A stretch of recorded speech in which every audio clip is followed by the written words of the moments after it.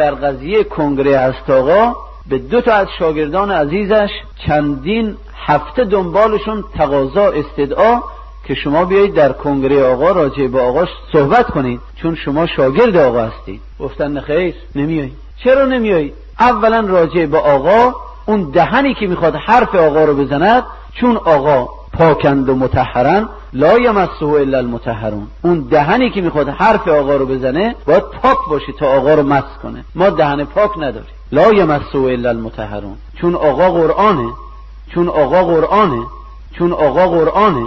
قرآنم که لا یمسه الا المطهرون.